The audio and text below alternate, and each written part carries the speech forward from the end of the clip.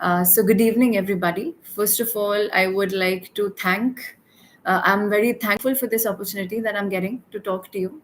And I want this to be a very interactive session where you ask me questions and I want to be able to answer all of the questions that you have. Since the past few days, I've been getting a lot of questions and I would like to take this opportunity to answer them all. All right. So I'll start with my introduction. I am Neha Byadwal.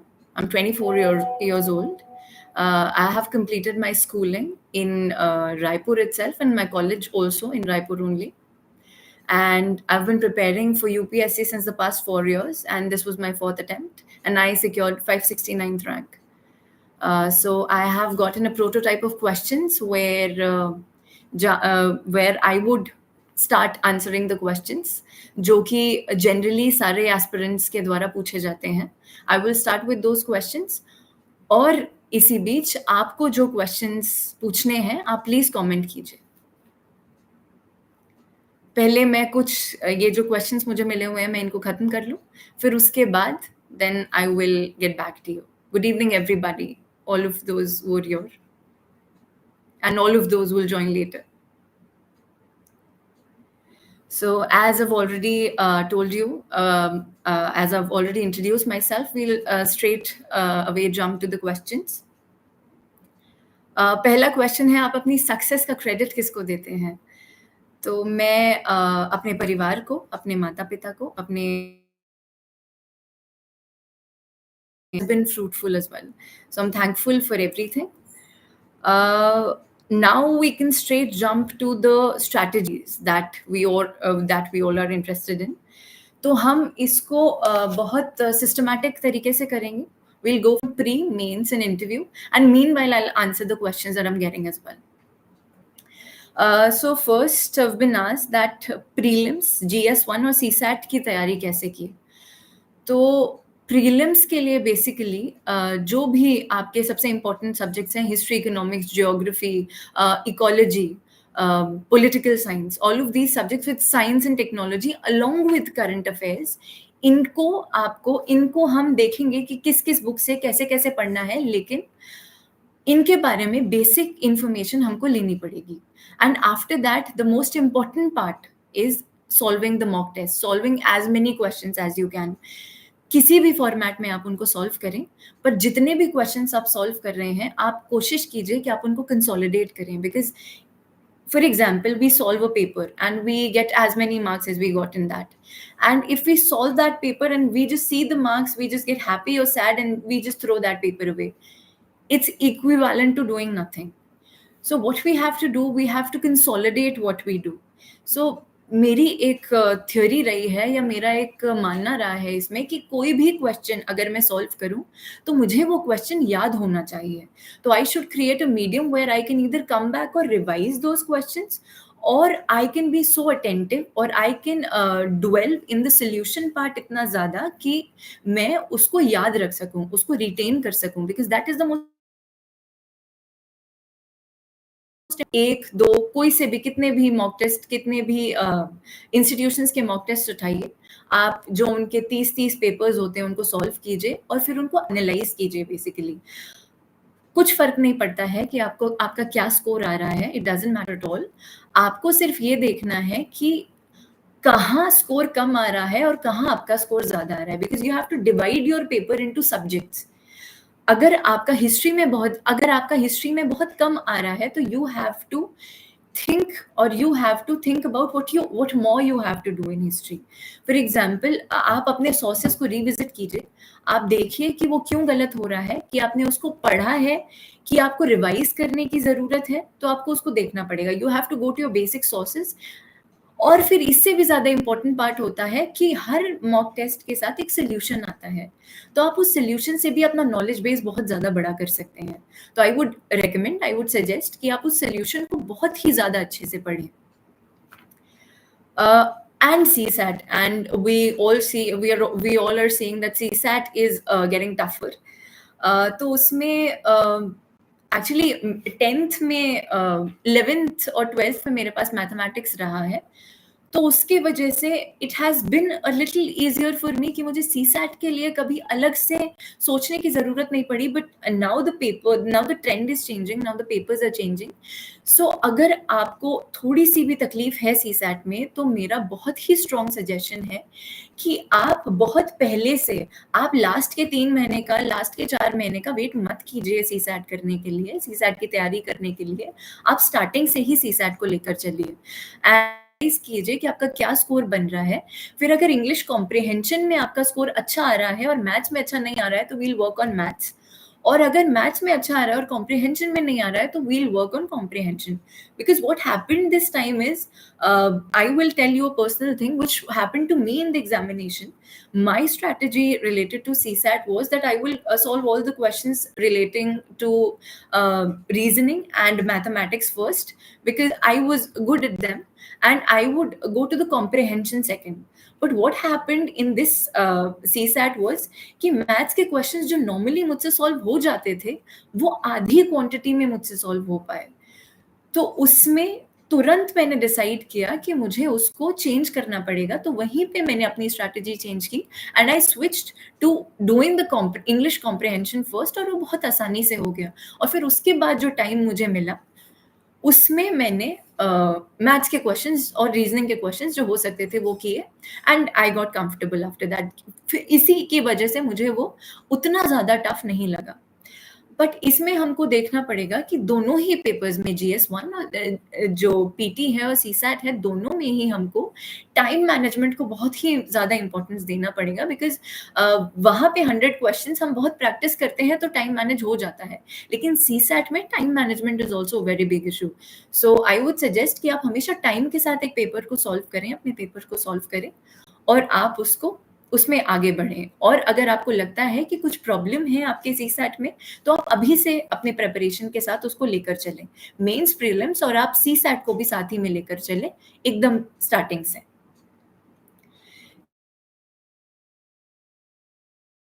Now questions relating to, अभी एक बार मैं mains और interview का एकदम brief कर लेती हूँ, उसके बाद I will jump to the questions as I am getting so many questions. All right. So mains, let's go to mains. और अभी pre से भी related जो भी आपके questions हैं, I'll answer all of them. So please ask the questions, and I will come to your questions. So don't worry about it. So let's jump to mains. Mains में we all know essay है, GS 1, 2, 3, 4, and then we have our option. तो पहले जो बहुत ही ज़्यादा पूछा गया सवाल होता है, वो ये होता है कि हम ऑप्शनल कैसे चूज़ करें।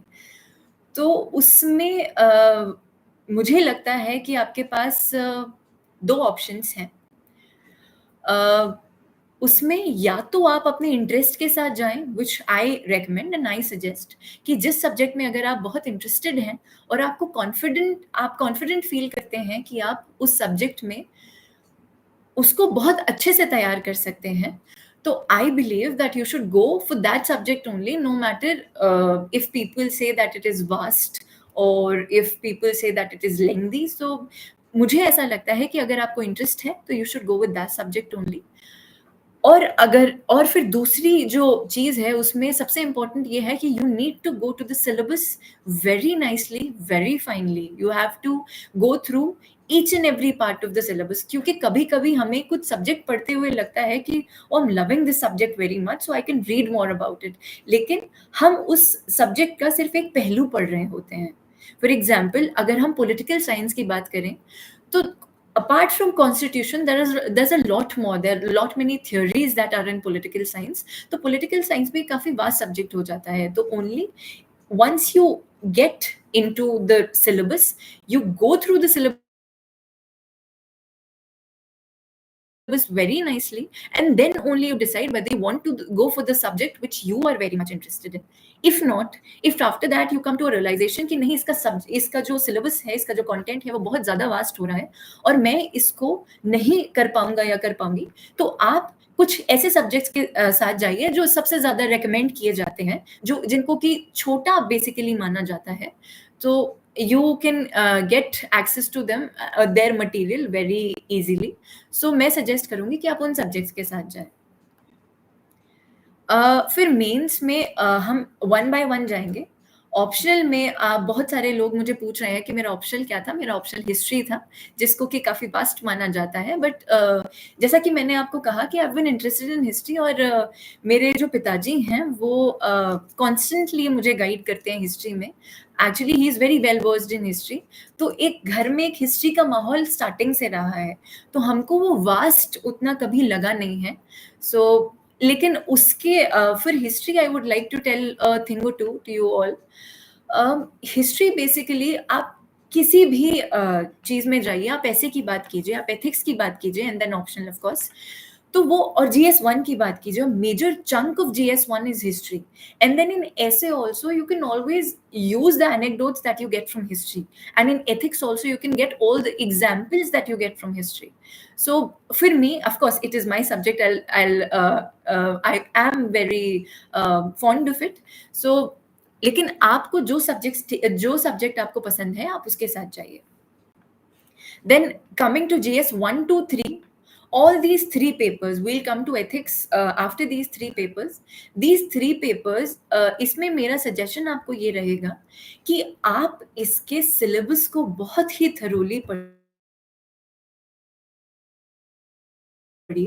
आप एक-एक पॉइंट को पढ़िए और आप एक-एक पॉइंट को लेके नोट्स बनाइए।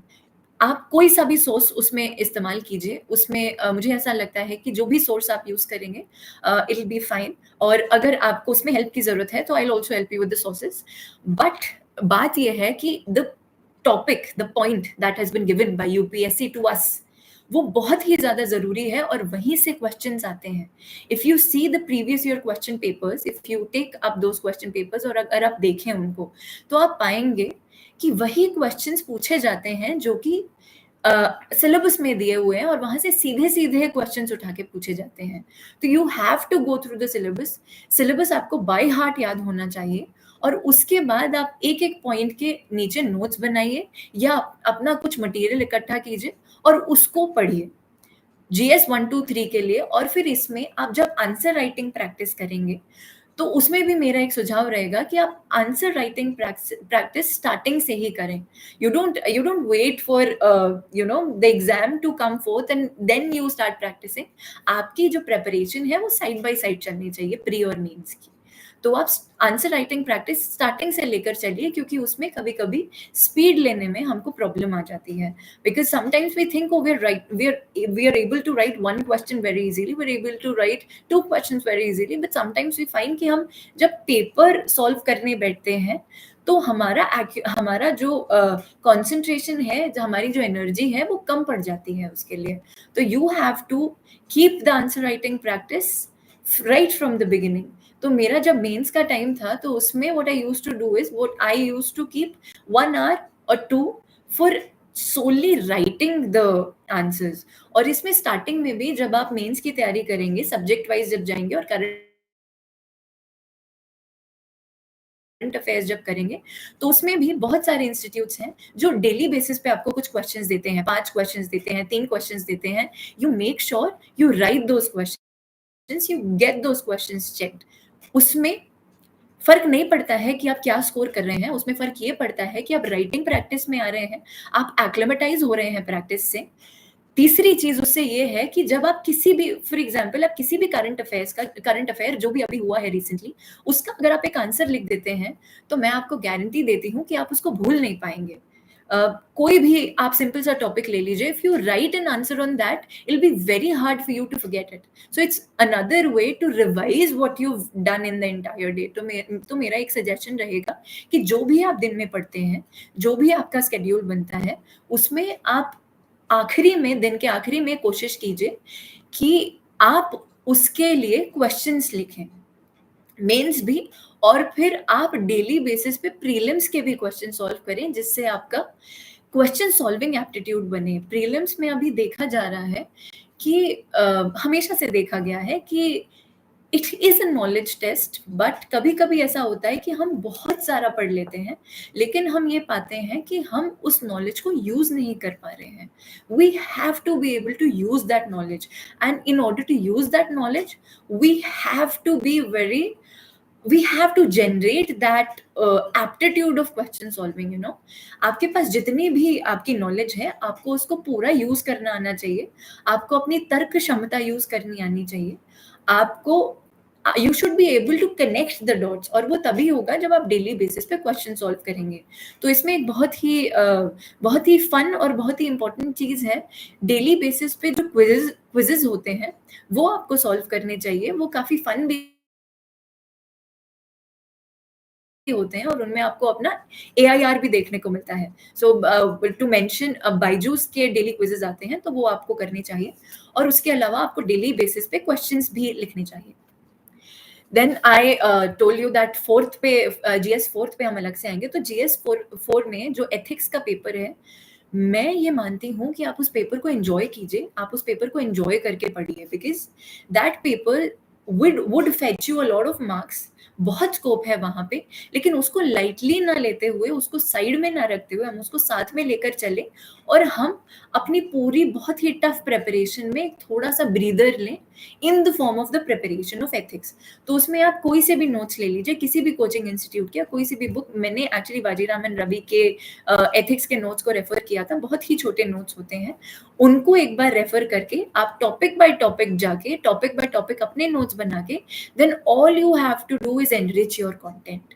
आप कोट्स याद कीजिए, आप पोएम्स याद कीजिए, आप लोगों के बारे में जानिए, आप जो भी आपको इंटरेस्टिंग पर्सनालिटीज लगती हैं, जो भी आपको बहुत इंस्पायरिंग पर्सनालिटीज लगती हैं, जो भी ब्यूरोक्रेट्स हैं हमारे इंडिया में एंड इवन वर्ल्ड वाइड, जिन्होंने बहुत ही अच्छे स्टेप्स लिए हैं, आप उनको लिखिए, आप उनके एग्जाम्पल्स बनाइए, और फिर आप उनको अपने आंसर्स में डालिए। सो एथिक्स को बहुत ही लाइटली प्रिपेयर कीजिए, मतलब बहुत आराम से प्रिपेयर कीजिए, बट उसको लाइटली बिल्कुल मत लीजिए। उसको स्टार्टिंग से, जब आप मेंस की प्रिपरेशन करते हैं, तो GS 1 to 3 को जितना महत्व देते हैं, you pay attention to the fourth paper, that is ethics as well. अब मैं ये देख रही हूँ कि बहुत ही सारे क्वेश्चंस आ रहे हैं, तो let me answer some of the questions.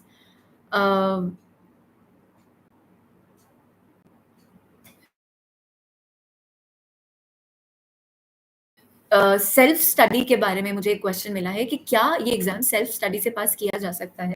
तो इसके लिए मेरा आंसर है कि बिल्कुल ये एग्जाम सेल्फ स्टडी से पास किया जा सकता है। इस बात पे कोई डाउट नहीं है कि कोचिंग इंस्टीट्यूट्स हमें काफी हेल्प करते हैं, लेकिन at the end of the day everybody knows that what we are doing in the room at the end of the day is the most important thing. आप बाहर जाके पढ़ना चाहते हैं, आप बाहर जाके पढ़िए, आप घर पे रह के पढ़ना चाहते हैं, आप घर पे रह के पढ़िए। तो उसके लिए लास्ट में I give you a list of books जो मैंने रेफर किए थे, तो वो मैं आपको दे दूंगी, और उसमें भी कोई हार्ड एंड फास्ट रूल नहीं है। अगर आप तैयारी स्टार्ट कर चुके हैं और आपके पास ऑलरेडी जो आप सोर्सेज डिसाइड कर चुके हैं, तो I would suggest you stick by them.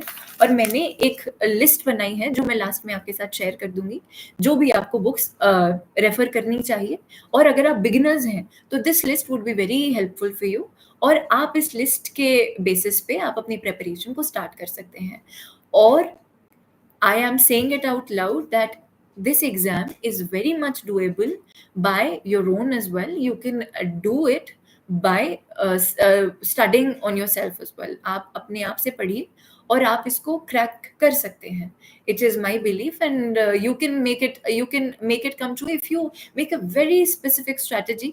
अगर आप बहुत ही साइंटिफिक स्ट्रैटेजी बना के चले अपनी, और जो मैं आपको बता रही हूँ उससे आप सिर्फ इन्फ्लुएंस हो सकते हैं।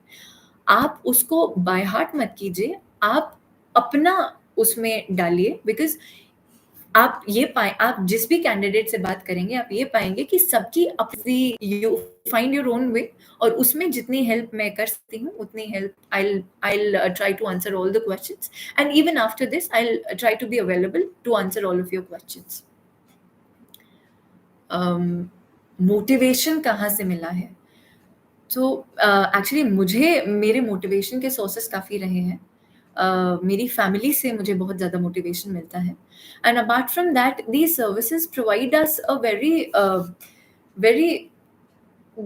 वेरी प्रेस्टिजियस प्लेटफ़ॉर्म और बहुत ही हम पढ़ाई करते हैं और हम देखते हैं रोज़मर्रा की जो प्रॉब्लम्स होती हैं ग्रास रूट लेवल पे, हम देखते हैं पर हम उनके बारे में कुछ कर नहीं पाते हैं।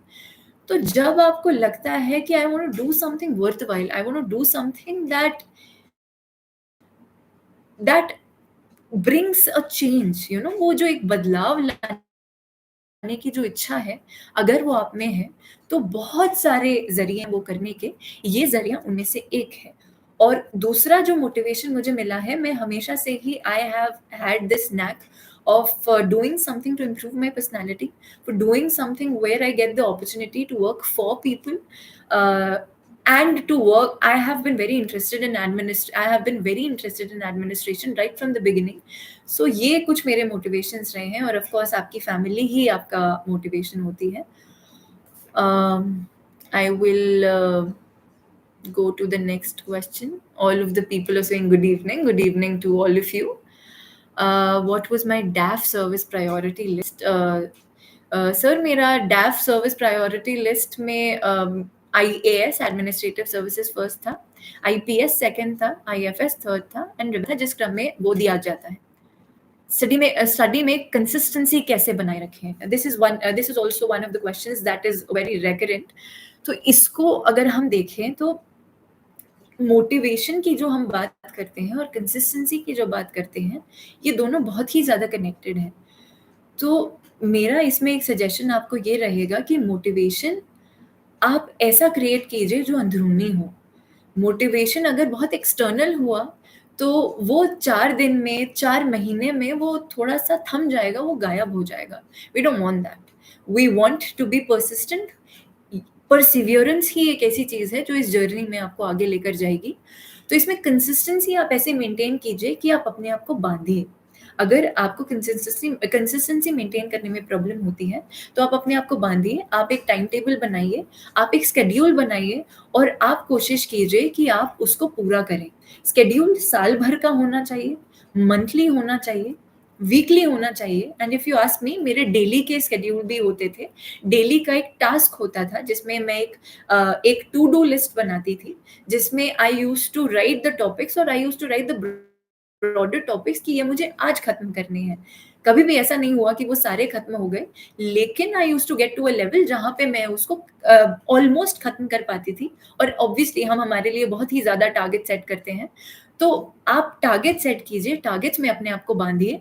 और इसमें एक और चीज़ बहुत ज़्यादा ज़रूरी हो जाती है कि जब हम बहुत ज़्यादा मोटिवेटेड हो जाते हैं अचानक से, ये मेरे साथ भी हुआ मेरे स्टार्टिंग के अटेम्प्ट्स में, कि आप बहुत ज़्यादा मोटिवेटेड हो जाते हैं, तो हम बहुत एग्ज़ॉस्ट कर लेते हैं अपने आप को। तो ये गलती आप मत कीजिए, एग्ज़ॉस्ट मत कीजिए, यू हैव टू मेक। इसमें कोई हार्ड एंड फास्ट रूल नहीं है कि आप 7 घंटे पढ़िए, आप 8 घंटे पढ़िए, आप 14 घंटे पढ़िए, आप उतने घंटे पढ़िए, जिसमें आप कंफर्टेबल हैं और जिसमें आपका वो बनाया हुआ टारगेट पूरा हो रहा है। अगर वो आपका 8 घंटे में पूरा हो रहा है, तो आप उस 8 घंटे पढ़िए और आप अपनी नींद बहुत अच्छे से लीजिए, उसको सैक्रिफाइस मत कीजिए। और आप मेरा ये सुझाव रहेगा, जो मैंने थोड़ा-सा मिस कर दिया था, फिज़िकल फिटनेस बहुत ज़्यादा ज़रूरी होती है। आई जब भी मुझे टाइम मिलता था, तो my family used to make me run, I used to go running. तो आप ऐसा कोई मीडियम निकालिए जिसमें आप मोटिवेशन को, कंसिस्टेंसी को मेंटेन करते हुए चलें, अपने आप को बिना एग्ज़ॉस्ट किए। तो जितना हेल्दीली आप अपने आप को एग्ज़ॉस्ट करेंगे, उतना ही लंबा आप चल पाएँगे and this is a long journey, you no.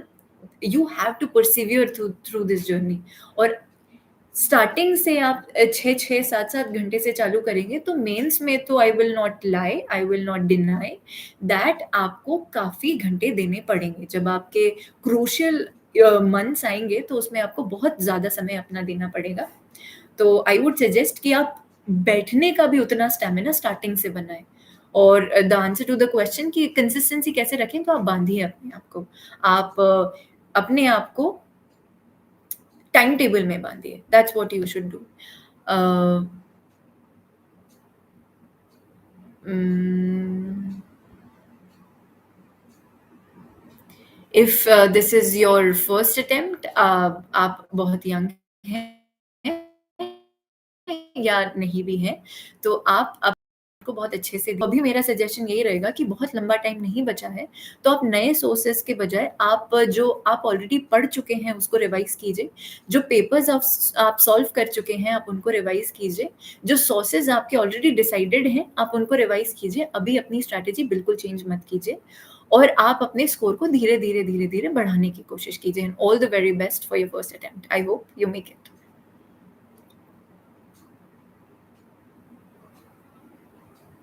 ये मेरा 4th अटेम्प्ट था। So as I told you कि बहुत ही लंबी जर्नी होती है। This was my 4th attempt and the first 2 attempts मेरा प्री नहीं हो पाया था। तो इसमें एक और चीज़ जो मैं कहना चाहूँगी वो ये है कि एग्ज़ाम में घुसना बहुत ज़्यादा इम्पोर्टेंट है और उसके लिए प्रीलिम्स बहुत ज़्यादा इम्पोर्टेंट हो जाती है। इट्स अ क्वालिफाइंग पेपर, लेकिन मेरा ये मानना है कि एक बार आप मेंस जब दे देते हैं तो आपके लिए प्रीलिम्स बहुत ईज़ी हो जाती है। मैं ये नहीं कह रही हूँ कि एक बार मेंस देने के बाद आप उसी अटेम्प्ट में पास हो जाएँगे, लेकिन एक बार अगर आप मेंस दे देते हैं, तो it becomes relatively easier for you to qualify prelims, क्योंकि उसमें हमारे बहुत ही ब्रॉड टॉपिक्स कवर हो जाते हैं और हमारे लिए रिविज़न करना बहुत आसान हो जाता है। तो आप प्री में बहुत ज़्यादा फ़ोकस कीजिए। आप जितने क्वेश्चन्स हो सकते हैं उतने क्वेश्चन सॉल्व कीजिए, जितना रिविज़न हो सकता है उतना रिविज़न कीजिए और प्री पास करने के लिए जान लगा दीजिए। बुक लिस्ट के बहुत सारे क्वेश्चन्स आ रहे हैं। I will take it up at the end of this session और मैं आपको बहुत ही अच्छे से या तो मैं लिख दूँगी या फिर मैं आपको किसी भी तरीके से मैं आपको बुक लिस्ट आपको बता दूँगी।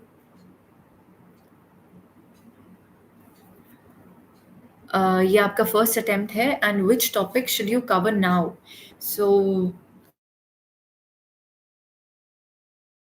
आई वुड सजेस्ट कि अभी नए टॉपिक्स तो आप लुक इसमें करंट अफेयर्स बहुत ज़्यादा इम्पोर्टेंट हो जाते हैं, तो जो करंट अफेयर्स आप स्टार्टिंग से पढ़ते आ रहे हैं, जो भी मैगज़ीन आप पढ़ते आ रहे हैं, जो आपका ऑलरेडी पढ़ा हुआ है, आप उसको रिवाइज़ कीजिए, that would be very beneficial for you. जो क्वेश्चन्स आपने सॉल्व किए हैं, आप उनको वापस रिवाइज़ कीजिए। आप और पेपर्स सॉल्व कीजिए और टॉपिक्स बेसिकली देखिए, history, economics, geography, political science और इकोलॉजी से तो बेसिक क्वेश्चन्स जो आते हैं, वो प्रीवियस ईयर क्वेश्चन्स मुझे लगता है कि आपको एक बार फिर से मैं हर साल प्रीवियस ईयर क्वेश्चन सॉल्व करती थी, चाहे वो मुझे रटे हुए ही क्यों ना हो। I always used to solve all the previous year questions और अभी जैसे जो मेरे दिमाग में आ रहा है जैसे the budget the economic survey all of these things ये आपको बहुत ही अच्छे तरीके से, बहुत ही डिटेल तरीके से करना पड़ेगा और इसमें जो भी नए-नए इनिशिएटिव्स अभी लिए जा रहे हैं, उनको भी आपको जो नई चीज़ें जो आपको पढ़नी है, वो करंट अफेयर से रिलेटेड होंगी। लेकिन जो ऑलरेडी जो टॉपिक्स आप मुझसे पूछ रहे हैं, तो उसमें मैं सजेस्ट करूँगी कि आप कोशिश कीजिए कि कोई नया टॉपिक ना पढ़ें, जो बुक्स आप ऑलरेडी पढ़ चुके हैं, जो टॉपिक्स आप ऑलरेडी कवर कर चुके हैं, आप उनको रिवाइज़ कीजिए। नहीं तो फिर वो डबलिंग हो जाएगी और फिर दोनों में से कुछ भी आपका हो नहीं पाएगा। तो repeat what you already done and you will be good to go. Daily routine daily routine पूरे साल भर में एक्चुअली वो चेंज होता था।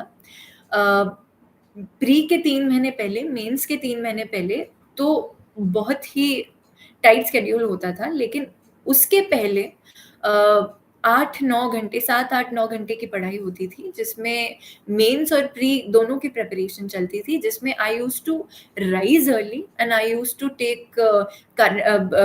take current affairs class at 5 o'clock. I used to make the notes and I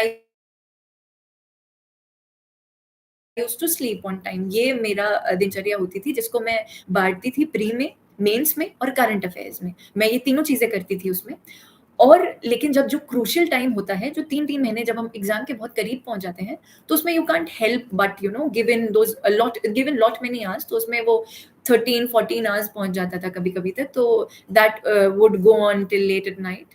and उसमें फिर ये रहता था कि जब प्री के 3 महीने पहले I used to just study pre, उसमें भी स्लॉटिंग होती थी कि मैं अपने कोर सब्जेक्ट्स करूँ, पॉलिटी, हिस्ट्री जो जैसा मैंने आपको बताया, जो ऑलरेडी मेरा किया हुआ है उसको मैं रिवाइज़ करूँ, उसको मैं कंठस्थ करूँ, उसको मैं वापस जो भी रटा हुआ है, जो भी नोट्स बने हैं, उनको मैं वापस जाके देखूँ और उसके साथ मैं जितने क्वेश्चन पेपर्स, जितने क्वेश्चंस सॉल्व हो सकते हैं उनको सॉल्व करूँ।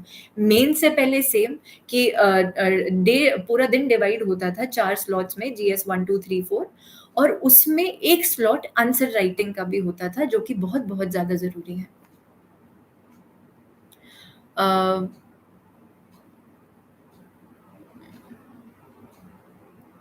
revision strategy becomes very important when you come closer to the exam.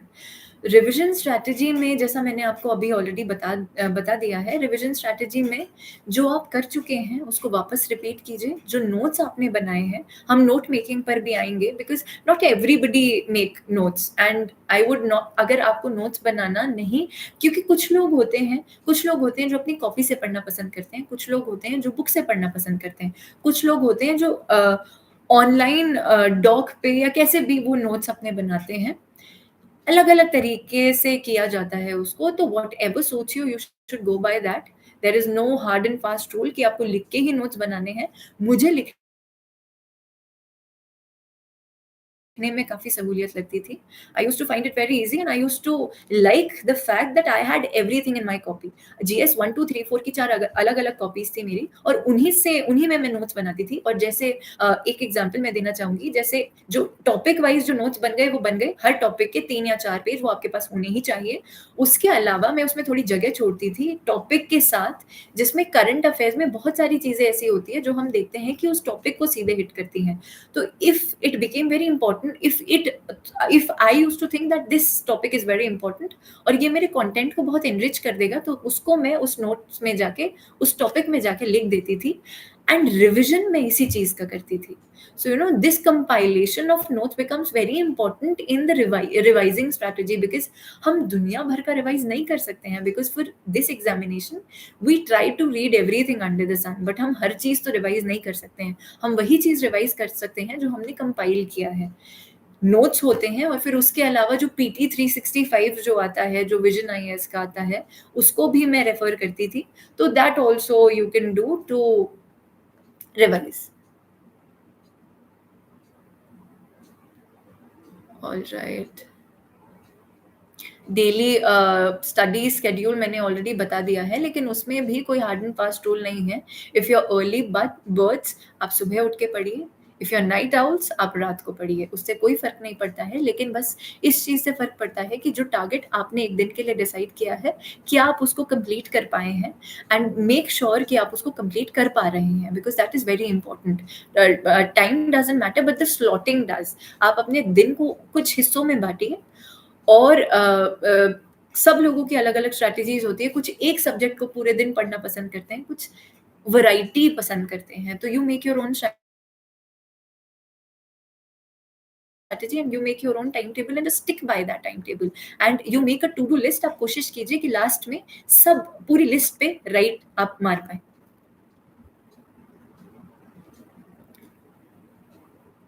Daily schedule,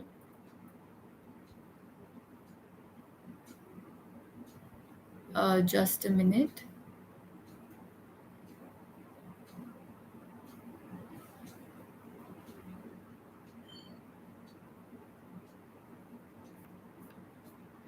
काफ़ी सारे कमेंट्स आ गए हैं। एक्चुअली मैंने एक बहुत ही अच्छा कमेंट पढ़ा था जिसको मैं वापस ढूँढने की कोशिश कर रही हूँ।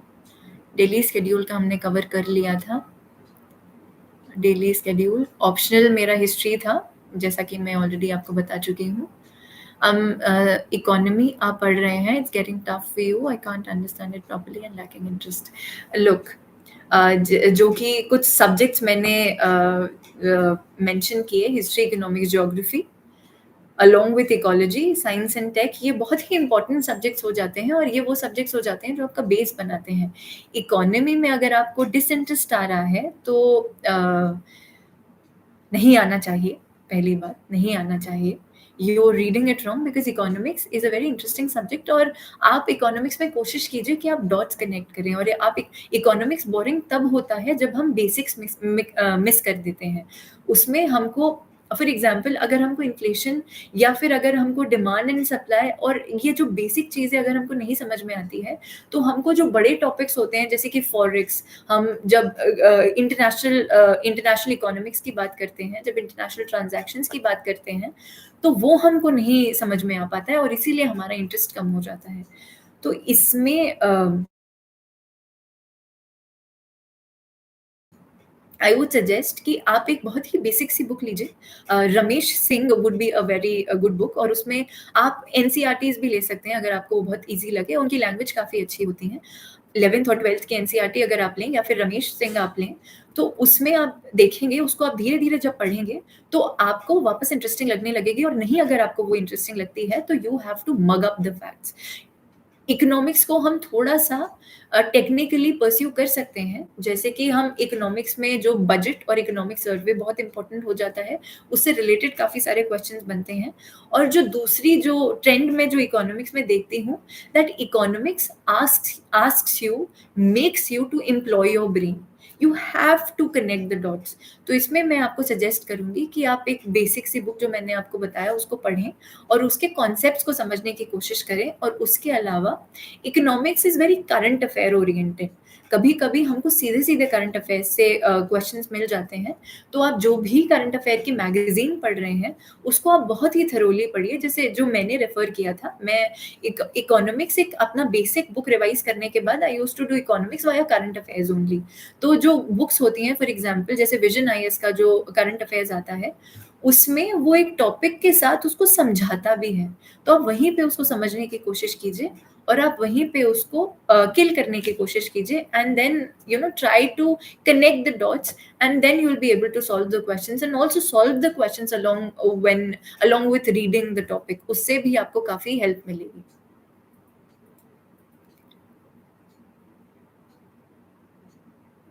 यस, एजुकेशन मेरी 11th और 12th में मेरे पास कॉमर्स विद मैथमेटिक्स था। ह्यूमैनिटीज़ में ही स्टार्टिंग से रुझान रहा है लेकिन बीइंग इन छत्तीसगढ़ उस समय यहाँ पे बहुत अच्छी अवेलेबिलिटी नहीं थी ह्यूमैनिटीज़ के सब्जेक्ट्स की। तो I went with commerce with maths जिसने भी मुझे बहुत ज़्यादा हेल्प किया। इकोनॉमिक्स कॉमर्स का एक बहुत इंपॉर्टेंट पार्ट होता है। तो इकोनॉमिक्स मेरा उस समय कवर हो गया था, जो बेसिक कॉन्सेप्ट्स होते हैं, बेसिक कॉन्सेप्ट्स की अंडरस्टैंडिंग की ज़रूरत हमको होती है, जिससे हमको इकोनॉमिक्स बोरिंग या इकोनॉमिक्स अनइंटरेस्टिंग नहीं लगती है। तो दैट इज़ इम्पोर्टेंट और वहीं पे मैथमेटिक्स भी मेरा कवर हो गया था थोड़ा बहुत। और फिर उसके बाद ग्रेजुएशन में I did my graduation with simple BA programme. It's not BA honours, BA programme in which you have 3 subjects. I had 3 subjects, I had history, economics and geography. तो तब भी मेरे पास तीनों सब्जेक्ट्स रहे हैं और वो यूपीएससी के ओरिएंटेशन से ही मैंने उन सब्जेक्ट्स को चूज़ किया था।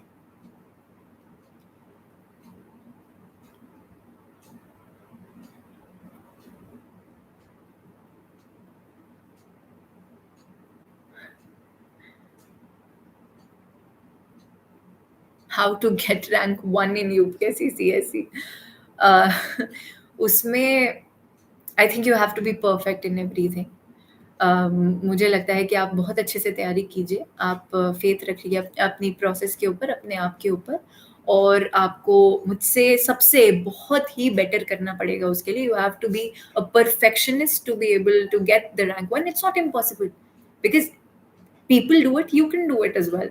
सो उसमें there is also magic tint of luck उसमें। ऑफ़ कोर्स बहुत मेहनत होती है उसमें, लेकिन आप कोशिश कीजिए कि आप प्री पास करें, आप मेंस को अपनी पूरी शिद्दत के साथ लिखें, आप इंटरव्यू की बहुत अच्छे से प्रिपरेशन करें और उसके बाद आप बस वेट कीजिए। You don't go for rank, you go for excellence. जैसे वो the dialogue from that movie called three idiots कि don't run after success, run after excellence. Success झक मार के आपके पीछे आएगी। So all of those dialogues aside, you just give your best to whatever you're doing, to whatever your strategy is, and then you leave it to your luck, you leave it to the almighty, you leave it to whatever you believe in, and then you'll just see it.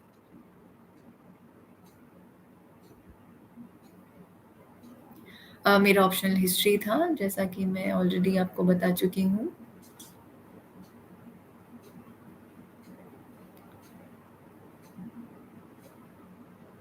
Yes, I was in Vajiram for a while. I did the 1 year course there. I was 19 at the time, and it was 2019 only. So I did a 1 year course 4 years ago there. So so a lot many people who for whom this is the first attempt are text are commenting here. So I would say all the best to you all. आप मैं फिर कहूँगी कि आप कुछ change मत कीजिए अपनी प्रोसेस में, आप अपनी प्रोसेस पे ट्रस्ट कीजिए और आप जो ऑलरेडी कर चुके हैं, आप उसको रिवाइज़ करते जाइए because that is the most important thing. और अभी भी क्वेश्चन सॉल्विंग पे बहुत ज़्यादा ध्यान दीजिए और सीसैट को साइड में बिल्कुल मत छोड़िए, क्योंकि पहले आपका प्रीलिम्स करना बहुत ज़रूरी है और अगर ये आपका फर्स्ट अटेम्प्ट है, तो now I believe that you must have completely shifted into the preparation of prelims only.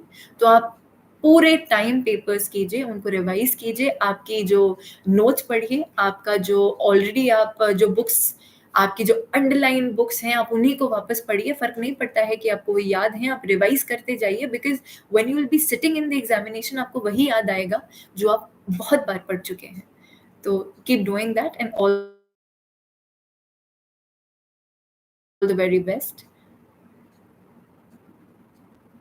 All right, then this is a question which is also very recurrent.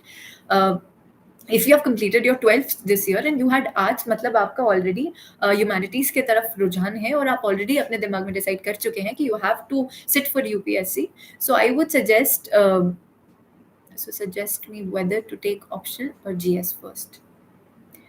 सी उसमें आप ये कोशिश कीजिए कि कॉलेज में आपके सब्जेक्ट्स काफ़ी अलाइनिंग हो।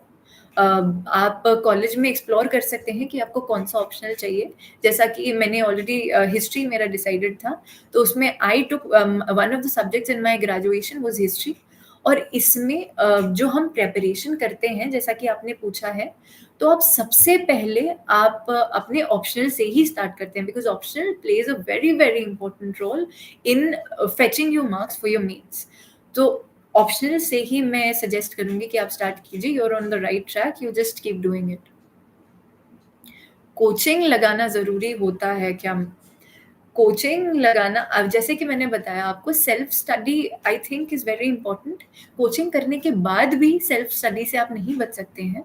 कोचिंग में आपको एक गाइडेंस मिल सकती है और अगर आपको ऐसा लगता है कि आपके पास जो आपके सराउंडिंग्स हैं या जहाँ आप हैं, वहाँ पे आपको मोटिवेशन या फिर आपको गाइडेंस बहुत ज़्यादा नहीं मिल पा रहा है, तो आई वुड सजेस्ट कि आप कोचिंग को कर सकते हैं, सोच सकते हैं, लेकिन आप अपनी बुक लिस्ट डिसाइड कीजिए, आप अपनी दिनचर्या डिसाइड कीजिए और आप अपने दिमाग में ठान लीजिए कि मुझे इतने घंटे पढ़ना ही है, मुझे आज ये कवर करना ही है, तो मुझे नहीं लगता आपको किसी भी चीज़ की ज़रूरत है।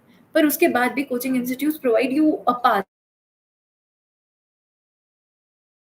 Away because I have seen so many people जिनका कोई भी बैकग्राउंड नहीं था, जिनको कुछ भी नहीं पता था एग्ज़ामिनेशन के बारे में, वो कोचिंग इंस्टीट्यूट्स जाते हैं, वो उनको एक पथ प्रदर्शन कर देते हैं basically.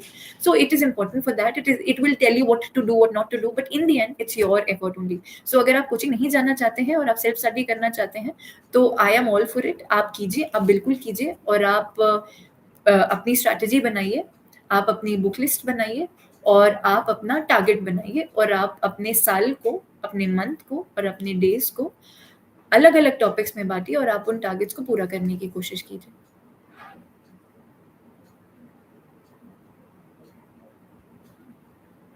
Alright. Now, one of the persons has asked me a very good question, which goes like the person has completed history, geography, and current affairs, but they're not able to tackle previous year UPSC questions. Where is the preparation lacking, and what should they do? इसमें actually first of all I would like to congratulate you because you are on the right track. इसमें बिल्कुल डरने की ज़रूरत नहीं है कि अगर आपके प्रीवियस ईयर क्वेश्चंस नहीं हो पा रहे हैं, क्योंकि कुछ लोग तो इसको करके वहाँ तक भी नहीं पहुँच पाते हैं। You have gotten to analyzing the previous year question papers, so you will make it through. I know it, you are a very confident person.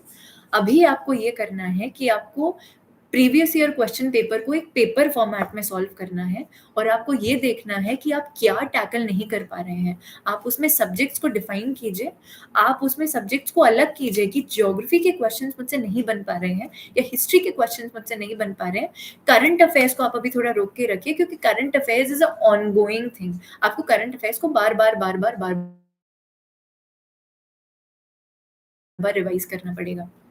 तो उसमें हम जब भी हम कोई भी क्वेश्चन सॉल्व करने में when we'll fail to solve any question we'll there will be very few reasons of that. पहला रीजन कि we don't know it at all, हमने कभी पढ़ा ही नहीं है उसको।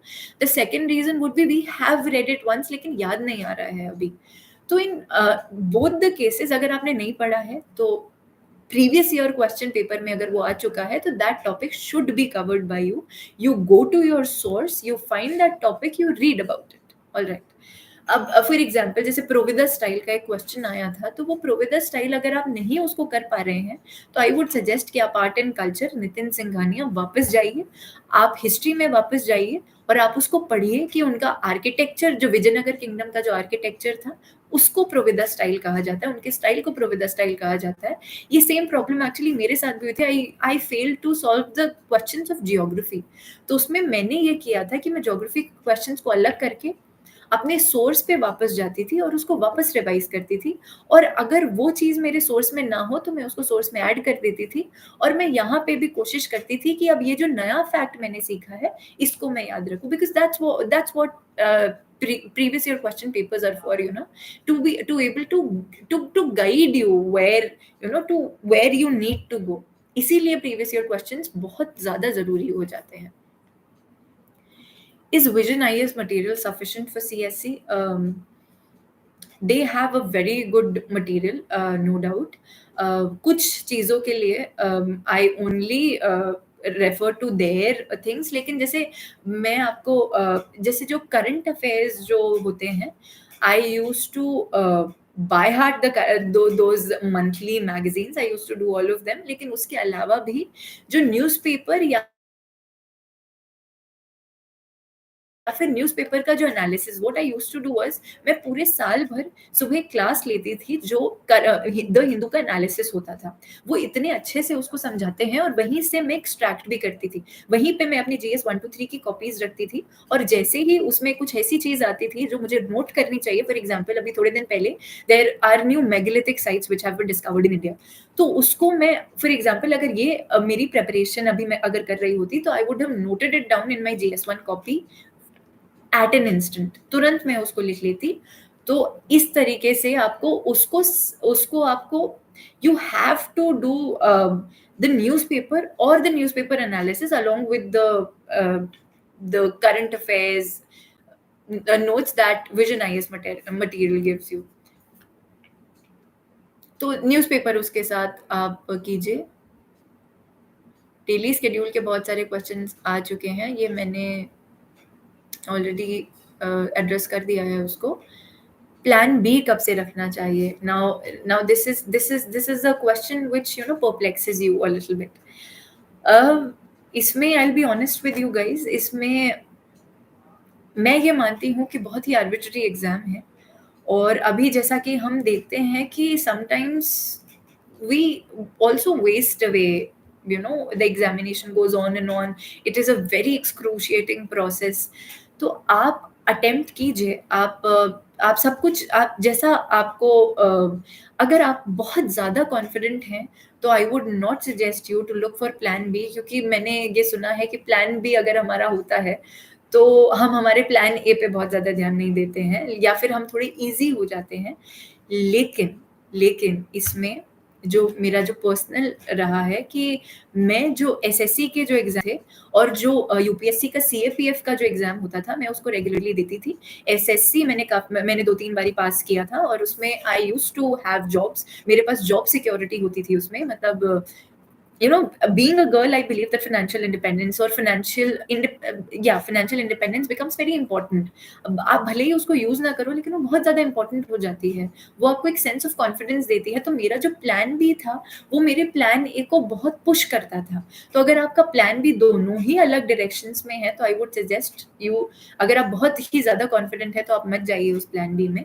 लेकिन अगर आपका प्लान ए और प्लान बी अलाइन कर रहा है, for example the UPSC CAPF examination, I cleared this 2023 UPSC CAPF examination, लेकिन मैं उसका फिजिकल देने नहीं जा पाई थी क्योंकि इंटरव्यू के डेट्स आ गए थे। लेकिन I had that in mind कि मेरे पास कुछ है। नो, मेरे मेरे पिताजी हमेशा कहते हैं कि these things always gives you that kind of confidence कि हम आगे बढ़ सकते हैं, हम और भी ज्यादा ताकत के साथ आगे बढ़ सकते हैं। तो अगर आपका plan A plan B east west हो रहा है, तो I would suggest you to stay away from it. लेकिन अगर वो ईस्ट वेस्ट नहीं हो रहा है, तो I would suggest you to appear for examinations which align to your preparation, क्योंकि उसमें कोई नुकसान नहीं होता है। और ये कोई हार्ड एंड फास्ट रूल नहीं है कि अगर आप यूपीएससी का एग्जाम दे रहे हैं तो कोई आप और एग्जाम नहीं दे सकते हैं, क्योंकि बहुत लोग यूपीएससी, जो स्टेट पीएससीज और उसके साथ बाकी एग्जाम्स भी देते थे। स्टेट पीएससी मैंने अभी तक नहीं दिया था, but I used to give UPSC CAPF and SSC as well. CSAT strategy में, सीसैट में आपको स्टार्टिंग से उसको लेकर चलना पड़ेगा। आप क्वेश्चन सॉल्व कीजिए। और सीसैट में आई विल बी वेरी ऑनेस्ट कि मैं गाइडेंस देने में आई will be lacking a little bit, क्योंकि मैंने कभी भी सीसैट के लिए बहुत ही इंट्रिकेट तरीके से नहीं उसको कभी अलग से देखा, क्योंकि मुझे ऐसा लगता था कि comprehension, the English comprehension and the reasoning and mathematics were in my control. और मैं पेपर सॉल्व बहुत करके देखे मैंने, और वहीं से वो कॉन्फिडेंस डिराइव किया। आप previous year question paper solve करके देखिए, और अगर आप उसमें एक बहुत ही अच्छा स्कोर, बहुत ही रिस्पेक्टेबल स्कोर अगर आपका आ रहा है, तो you are good to go. लेकिन फिर भी आप प्रैक्टिस करते रहिए। लेकिन अगर उसमें स्कोर आपका नहीं आ रहा है, तो that is an alarming situation.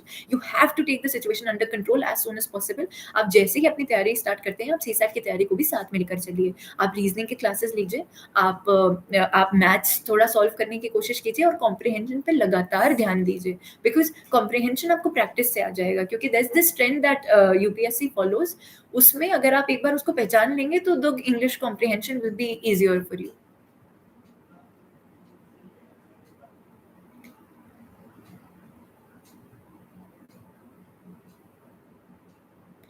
Look, environment in ecology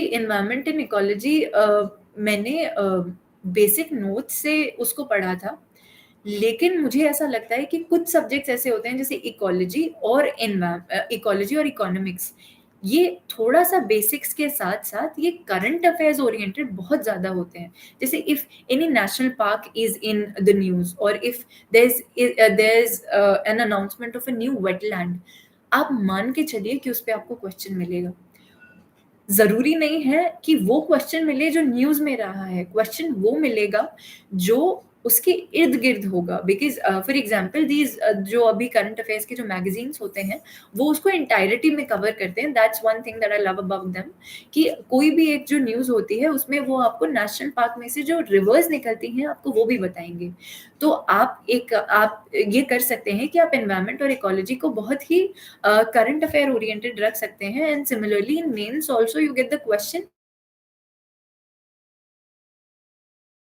mains जो करंट अफेयर्स के इर्द गिर्द घूमते हैं। तो you can do one thing, और फिर उसके अलावा आप एक बेसिक मटेरियल को फॉलो कर सकते हैं। बेसिक, आप जैसे niche, ecotone and all of these things, ये बेसिक कॉन्सेप्ट तो आपको पता होने ही पड़ेंगे। तो इसके लिए आप कोई भी बेसिक बुक आप लेकर उसको पढ़िए। उसके अलावा एक एक बेस बिल्ड करने के बाद आप करंट अफेयर्स पे उसको बिल्ड कीजिए। Then the ecology will be very easy for you, and let me tell you, ecology will fetch you the most marks. Ecology, science and tech and all of these subjects, ये बहुत ही unconventional subjects माने जाते हैं। लेकिन अगर आप current affairs को बहुत अच्छे से अगर आप कवर करते हैं, तो यहीं पे बहुत सारे मार्क्स आप फेच कर सकते हैं।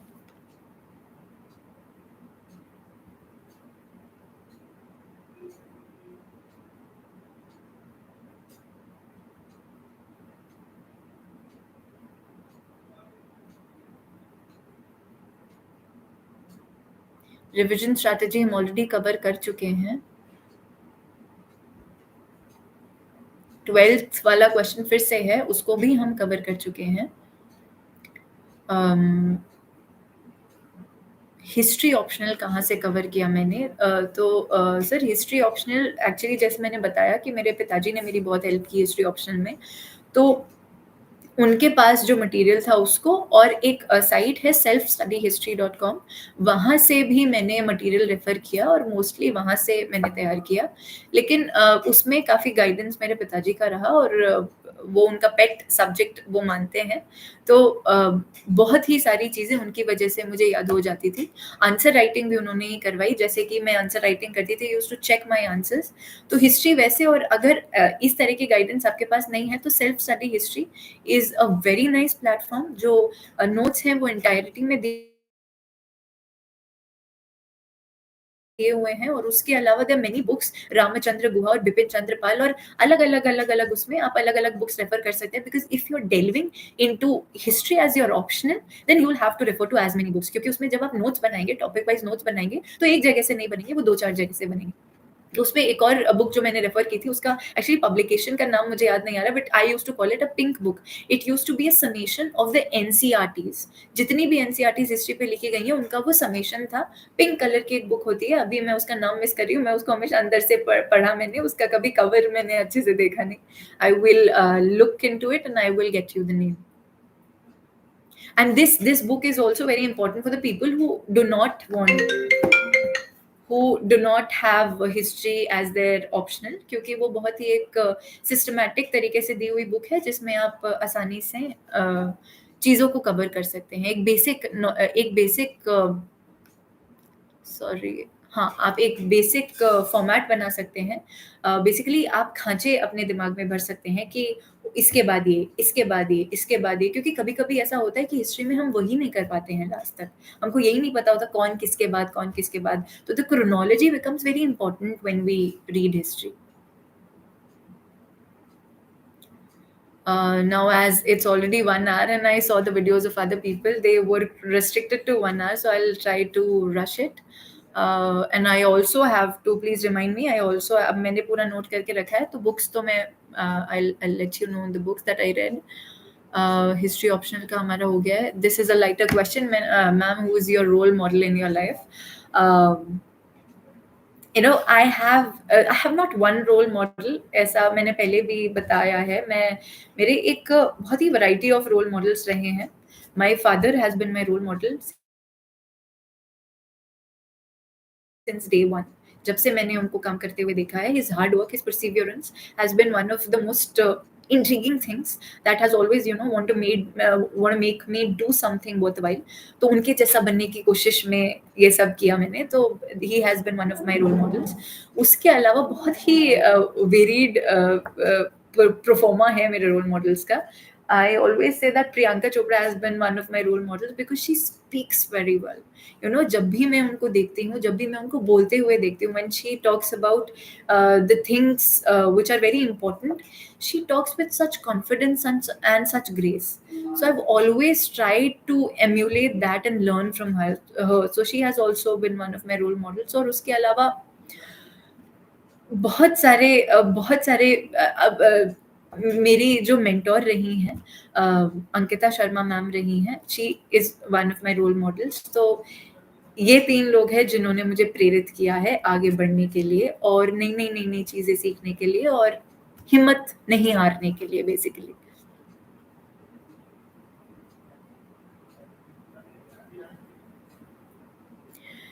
मैंने कौन-कौन से मिस्टेक्स किए थे, अब मिस्टेक्स तो किए थे तभी 4th अटेम्प्ट पे पहुँची। मिस्टेक्स मैंने ये किए थे कि एक जिस इश्यू को मैं अभी भी एड्रेस करना चाहूँगी, mental health becomes very important topic when we talk about this examination because it takes a toll on our mental health. बहुत ही ज़्यादा मेंटल स्ट्रेस होता है इस एग्जामिनेशन में because you no snake and ladder का गेम है, आप यहाँ पहुँच गए, आप यहाँ पे भी आ सकते हैं। तो उसमें स्ट्रेस मैनेजमेंट मेरा मैं ये मानती हूँ कि अच्छा नहीं रहा था। वो हेल्थ इश्यूज़ भी कभी-कभी मुझे हो जाते थे स्ट्रेस के वजह से सिर्फ़ because you know stress does things to your body and your brain that you can't even think of. वो बहुत ही फिज़िकल वे में भी अपने आप को मैनिफेस्ट कर सकता है स्ट्रेस। तो you have to find some medium जिसमें आप अपने स्ट्रेस को बहुत ज़्यादा कंट्रोल करो और आप उसको बहुत एक ऐसा मीडियम दो जिसमें वो बहुत ही हेल्दीली चीज़ आपकी सेट हो जाए। उसके अलावा जो दूसरी मिस्टेक मैंने की थी, बहुत ही फैला लिया था मैंने स्टार्टिंग में, the trick is to make it as short as possible. आप उसको आप स मैं माय फर्स्ट सेकंड अटेम्प्ट मैंने सिलेबस पे उतना ध्यान नहीं दिया था। मैंने सोचा था कि जो सामने आ रहा है सब पढ़ते जाते हैं। तो अभी भी आपको सब तो पढ़ना पड़ेगा, but that's not how it works. आप एक स्ट्रैटेजी बनाइए और आप उस पे चलिए। तो पहले 2 साल तो मुझे स्ट्रैटेजी बनाने में लग गए, बिकॉज़ आई रियलाइज़्ड कि ये जो मैं कर रही हूँ, चारों दिशाओं में वो नहीं हो सकता है। You have to choose and you have to read. उसमें आप अपना मटेरियल चूज़ कीजिए और आप उसी को पढ़िए। ये मिस्टेक्स आप मत कीजिए।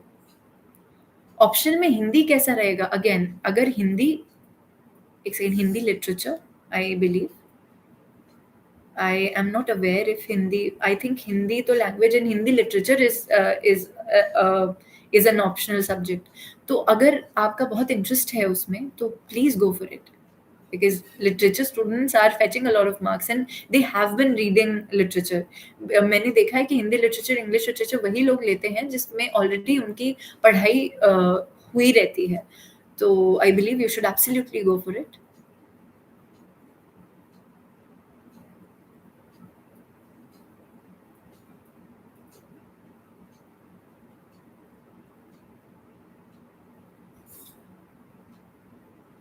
How should you prepare for any humanities optional, sociology, history, ये जो सारे सब्जेक्ट्स हैं, इसमें कोई भी ऑप्शनल अगर आपका हो तो उसमें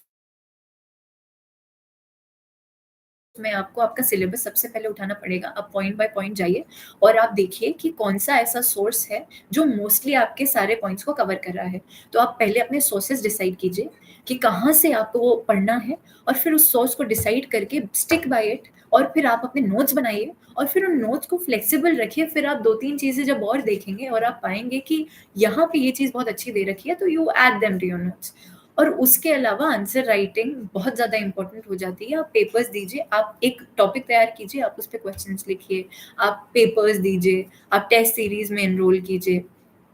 और ऑप्शनल में प्रीवियस ईयर क्वेश्चंस बहुत ही जीएस 1, 2, 3, 4 से भी ज़्यादा इम्पोर्टेंट हो जाते हैं, क्योंकि ऑप्शनल एक सीमित सब्जेक्ट होता है। हमेशा कोई सा भी ऑप्शनल ले लीजिए तो काफ़ी सीमित रहता है। Exceptions are international relations and economics, वो बहुत ही डायनामिक सब्जेक्ट्स होते हैं, तो उनमें चीज़ें चेंज होती रहती है। उसके अलावा जो स्टैटिक सब्जेक्ट्स हैं, जियोग्राफी, हिस्ट्री, उसमें बहुत ज़्यादा चेंज नहीं आता है। तो प्रीवियस ईयर क्वेश्चंस बहुत ज़्यादा इंपॉर्टेंट हो जाते हैं। तो आप कोशिश कीजिए कि आप previous year questions test series के साथ सॉल्व करें। 45 डेज आपके पास बचे हैं। डेली शेड्यूल कैसा होना चाहिए? जितनी पढ़ाई हो सकती है उतनी कीजिए, लेकिन इतनी मत करना कि आप बीमार हो जाओ। Don't do that. Don't fall in, don't fall sick. ये टाइम नहीं है बीमार होने का बिल्कुल भी, क्योंकि अगर अभी आप 2 दिन बहुत अपने आप को एग्ज़ॉस्ट करके बीमार हो जाते हो, तो आपके अगले 5 दिन वेस्ट हो जाएँगे, क्योंकि बीमारी में बहुत दिमाग की कैपेसिटी कम हो जाती है। So my suggestion to you would be stay healthy, stay hydrated, eat well, very important। जो गलतियाँ, जो मुझसे गलतियाँ पूछी गई थी, I didn't eat well, so you have to eat well to maintain your health। और जो 45 डेज बचे हैं, again and again I stress, जो आप ऑलरेडी पढ़ रखे हो आप उसको रिवाइज करो। क्वेश्चंस आप सॉल्व कर सकते हो, प्रीवियस ईयर क्वेश्चंस और सॉल्व कीजिए, और जो आपको करंट अफेयर्स जो आपको लगता है कि आपको रिवाइज करना चाहिए, do them, but don't jump to anything new, just do what you've already done and be confident, solve the papers and all right। CSAT GS1 हम देख सकते हैं।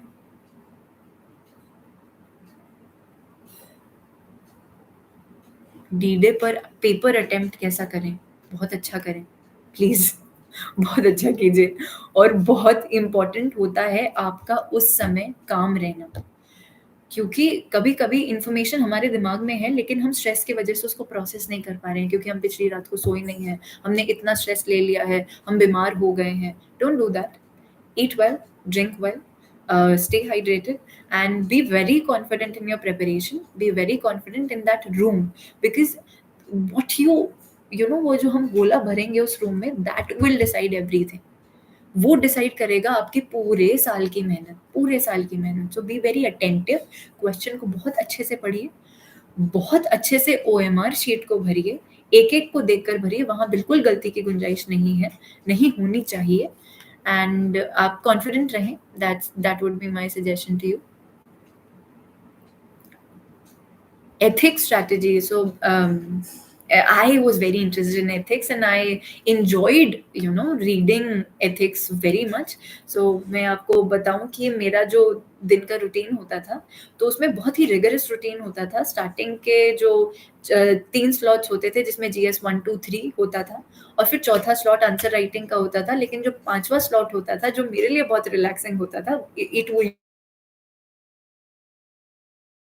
Used to be ethics. तो उसमें जो आप बेसिक नोट्स, जो कोई से भी आप नोट्स ले लीजिए, आप किसी भी कोचिंग इंस्टीट्यूट्स के नोट्स ले लीजिए और आप अपने टॉपिक वाइज नोट्स बना लीजिए। एक बार वो खत्म हो जाए, it's a very small process, आप उसको अगर लग के करें तो आप उसको 15-20 दिन में कर सकते हैं। आप उस प्रोसेस को कीजिए, फिर उसके बाद आप अपना कंटेंट एनरिच कीजिए। आप इंटरनेट पे जाइए, आप पोएम्स लिखिए, आप कोट्स लिखिए, आपको जो उसमें पर्सनैलिटीज़ पसंद है, आप उनके बारे में लिखिए और आप प्रीवियस ईयर क्वेश्चंस देखिए। और जो सबसे ज़्यादा इंपॉर्टेंट चीज़ अभी हमको अवेलेबिलिटी है, जो टॉपर्स की कॉपीज़ होती हैं, वो हमको देखने को मिलती हैं। तो you go through those copies, you analyse those copies and you move forward with those copies and make your own strategy कि इसमें मैं ये और बेहतर कर सकती थी। इसको मैं यहाँ से डिराइव कर सकती हूँ because I derived a lot from the toppers copies. मैंने कुछ कॉपीज़ में से तो सीधे-सीधे कोट्स वगैरह भी उतारे थे अपने खुद के कॉपी में, अपने खुद के नोट्स में। तो एक बार आप बेसिक नोट्स बना के उसको एनरिच कीजिए और फिर उनको बार-बार पढ़ते जाइए। और एथिक्स में आई believe that the quotes, the personalities, the definitions will fetch you marks.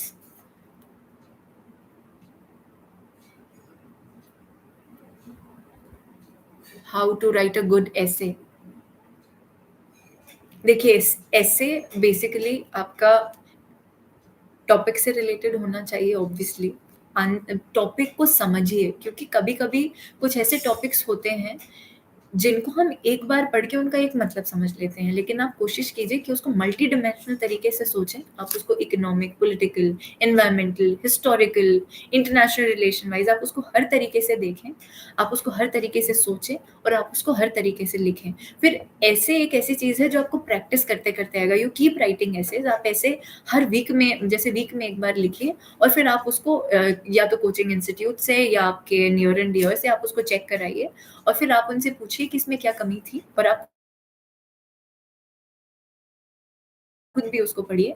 और फिर स्टार्टिंग में when I started writing essays, my essays used to be very one way. उसमें मैं एक ही पहलू डाल पाती थी, तो डोंट मेक दैट मिस्टेक। उसमें आपको मल्टी डायमेंशनल होना पड़ेगा, आपको बहुत सारे पहलुओं से उसको लिखना पड़ेगा एंड एनरिच योर कंटेंट। आप जैसे जीएस 1 2 3 4 की आपकी तैयारी कंप्लीट होगी, वैसे ही आपका एसे का कंटेंट ऑटोमेटिकली आ जाएगा। तो don't worry about the essay but keep writing the essay. जो भी फिलोसॉफिकल टॉपिक्स जो होते हैं, उन पे आप कोशिश कीजिए कि आप अभी से ऐसे लिखना स्टार्ट कर दें और उनको चेक करवाते रहें बिकॉज़ काफ़ी ऑनलाइन प्लेटफ़ॉर्म्स पे आपकी कॉपी का एनालिसिस हो जाता है। Do that.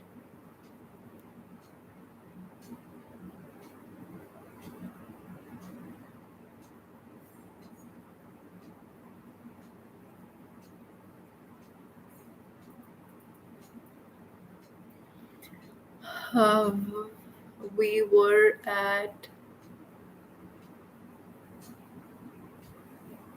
मेंस के नोट्स किस हद तक बनेंगे? Now some of these questions they sound funny, so funny answers come to my head. किस हद तक बनेंगे? पूरी हद तक बनेंगे। तो इसमें on a serious note, just go by the topics जो आपको दिए गए हैं, आप उन्हीं पे स्टिक रहिए, आप उसको बहुत ज़्यादा फैलाइए मत। आप कोशिश कीजिए कि हर टॉपिक आपका कवर हो रहा है, आप सिलेबस को बहुत अच्छे से पढ़िए, सिलेबस के टॉपिक्स को बहुत अच्छे से पढ़िए, उनको समझिए और एक-एक उसका जो हेड है वो कंप्लीट हो जाना चाहिए। Do that. Mental health issues, yes, it is a problem, but there are ways you can get out of it because family is something which is our rock, throughout the preparation. लोग आते जाते रहते हैं, but family is our family is something जो unconditional हमको प्यार करती है, they stay with us. So I would suggest कि आप, अगर कोई आपको प्रॉब्लम है तो आप उनसे भी शेयर कीजिए, और आप कुछ ऐसे तरीके ढूंढिए फिजिकल फिटनेस के, या कोई भी ऐसे तरीके ढूंढिए जो आपको ज़्यादा डिस्ट्रैक्ट भी ना करें और आपको स्ट्रेस में भी ना जाने दे। तो stress relieving methods, yoga for example, yoga को बहुत एफिशिएंट माना जाता है, तो you can inculcate that in your habits. A lot many people want to connect to me, तो इसमें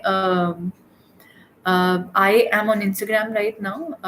Neha _Vyadwal is my username, so you can connect to me there.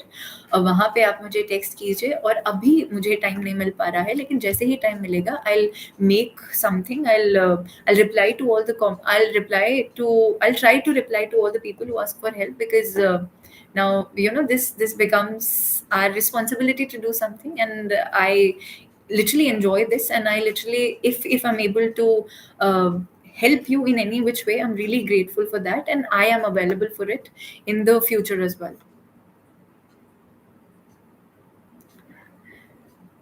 All right, I have gotten a lot more questions, and if I sit to answer all of them, पूरा पूरा दिन लग जाएगा। तो अभी I let me just RAM through these questions. अगर इनमें मुझे कोई कुछ लगता है जो मैंने ऑलरेडी एड्रेस नहीं किया है, तो मैं उसको कर दूंगी अभी address.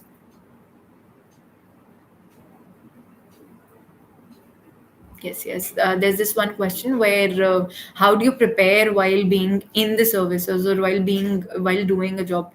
So I'm so sorry. It's really difficult. That's why some people take the decision and they sit आपसे मांगता है, and you have to give it to you. और अगर आप बेसिक्स, मुझे लगता है कि जो जिस पोजीशन में आप हैं, बहुत ही बिजी जॉब है आपका, तो इसमें ऑब्वियसली आप अपना पर्सनल डिसीजन लीजिए, लेकिन अगर आपको मेरा सजेशन चाहिए तो आप ये लीजिए कि आप अभी अपना बेसिक्स पे काम कीजिए, क्योंकि बेसिक्स पे काम करने में आपको बहुत ज़्यादा समय की ज़रूरत नहीं है।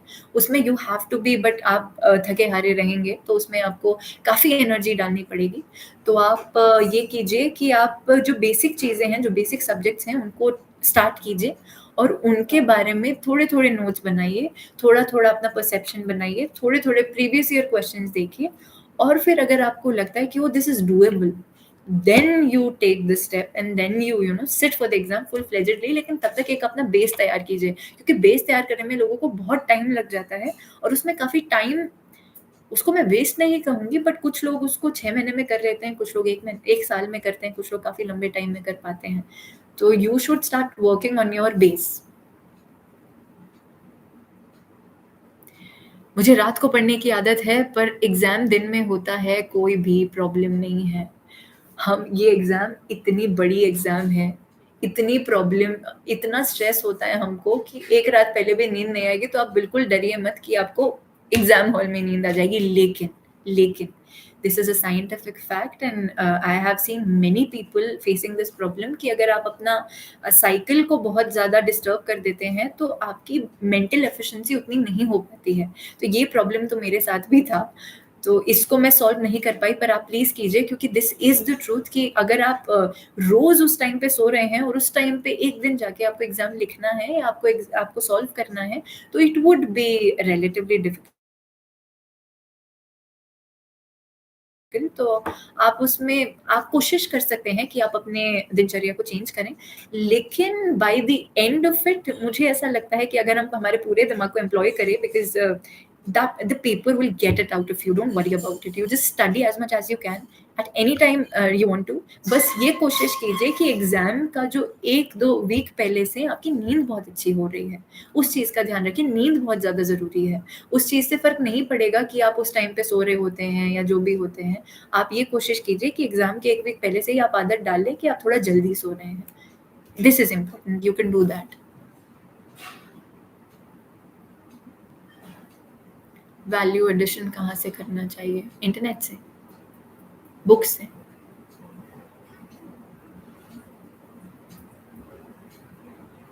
I'm थिंकिंग कि आप वैल्यू एडिशन अपनी प्रिपरेशन में ही सोच रहे हैं।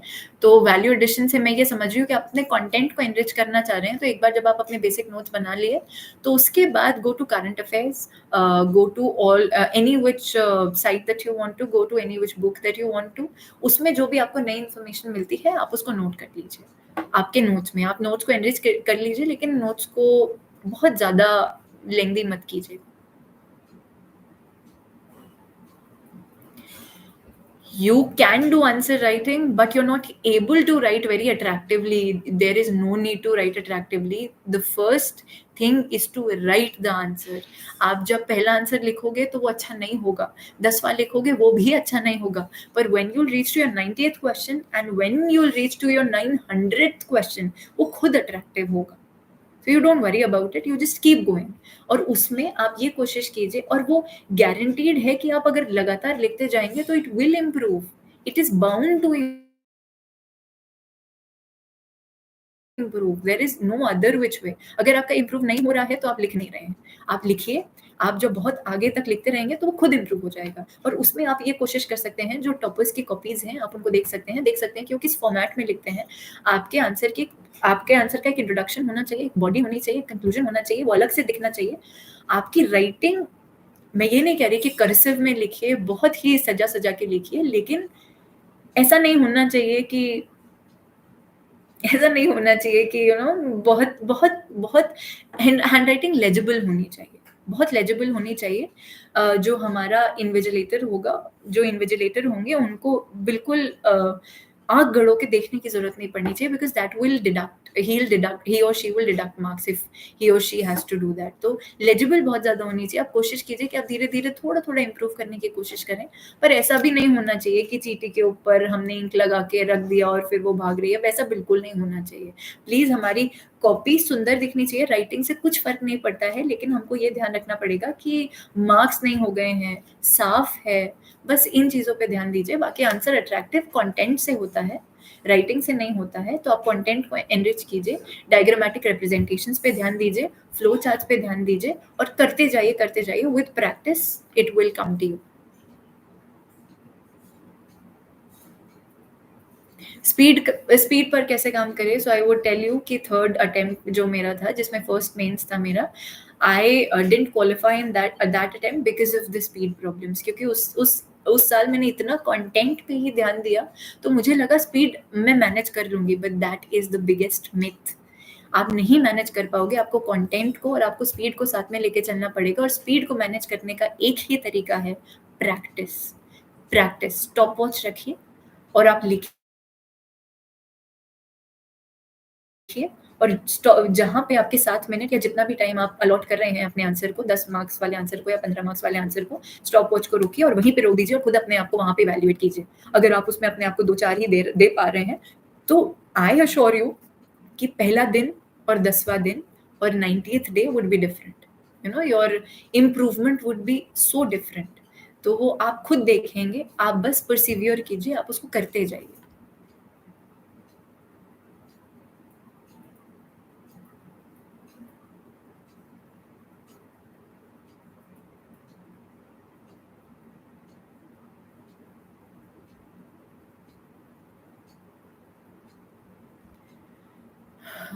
खुद को मोटिवेट कैसे रखें? तो यू you नो आप जब इस एग्ज़ाम में कूद जाते हो ना अपने पूरे दिलो-दिमाग के साथ, आपको कहीं और से मोटिवेशन लेने की ज़रूरत नहीं पड़ती है। क्योंकि जब आप एक काम कीजिए, आप अपने आप को you restrict yourself, you give yourself a task to do every day, then when that task will be incomplete और आप फेल हो जाते हैं उसको कंप्लीट करने में, तो automatically you will run after completing it, it'll give you stress, with that stress will come more hard work and you will work more। तो उसमें वो वाली बात आ ही नहीं पाती है कि आप अपने आप को अपने आप के लिए मोटिवेशन ढूंढ रहे हैं। ये this process is so excruciating कि एक के बाद एक के बाद एक के बाद एक के बाद आपको सांस लेने की फुर्सत नहीं है। तो उसमें आप अपने आप को बांधिए और आप आगे बढ़ते जाइए, तो ये प्रॉब्लम मुझे नहीं लगता कि आपको आएगी।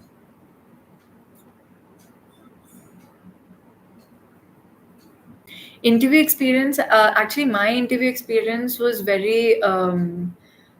it was very good, It was very cordial. The board was very cordial. I was really happy with my answers. And I believe that they were also very happy with my answers because they were smiling and सब अच्छा था interview में.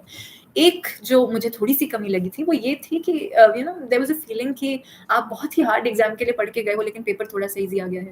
तो there is this perception in your head कि the more the grill the better your interview goes. So my interview was comparatively that I knew the questions, I knew the answers to the questions, and it was very easy going. The board was very, very cordial, and it was a very good experience overall. You wait for that interview for the entire time. हम interview के लिए बहुत ज़्यादा excited होते हैं, तो आधा तो उस एक्साइटमेंट में ही रहता है, तो हम काफ़ी प्रिपेयर भी करते हैं उसके लिए. तो हम अपने परसेप्शंस लेकर जाते हैं वहाँ पे कि हमसे ये क्वेश्चन पूछा जाए, हम इसको तैयार करके आए हैं तो हमको ये बताने का मौका मिले. तो कभी-कभी ऐसा होता है कि हम जो हमारे दिमाग में होता है वो सब नहीं बता पाते, क्योंकि इट्स वेरी इम्प्रॉम्प्टू. वो उन एक क्वेश्चन से दूसरा क्वेश्चन, दूसरे क्वेश्चन से तीसरा question, they jump on two questions. And you if you prepare well, if you work on your personality, if you work on your speaking skills, it will be a very good experience for you. And interacting with those people is a achievement in itself, because it's a privilege that we get to talk to them. College के साथ UPSC की तैयारी कैसे करें, depend करता है कि आपका कॉलेज कौन-सा है. If your college demands a lot of your time, तो आपको बेसिक्स से स्टार्ट करना पड़ेगा. थोड़ा-थोड़ा टाइम देके आपको अपना बेस बनाना पड़ेगा यूपीएससी के लिए, प्रीलिम्स, मेंस दोनों के लिए. धीरे-धीरे नोट मेकिंग स्टार्ट करनी पड़ेगी. लेकिन अगर आप ऐसे कॉलेज में हैं जहाँ पे आपके पास ह्यूमैनिटीज़ है, तो आप अपनी अपनी जो प्रोसेस को इंटरवाइन कर सकते हैं. आप साथ में कीजिए दोनों को. आप ऐसे सब्जेक्ट्स चूज़ कीजिए जो आपके यूपीएससी में आपको काम आएँगे, और आप फिर उनको बहुत ही अच्छे से पढ़िए. Sir, I didn't have sociology as my optional, so I would suggest कि आप मतलब you ask somebody who is well versed in that subject, because I will not be able to answer this question. और मैं कुछ answer कर दूँ और फिर वो गलत हो जाए, तो that should not be the thing.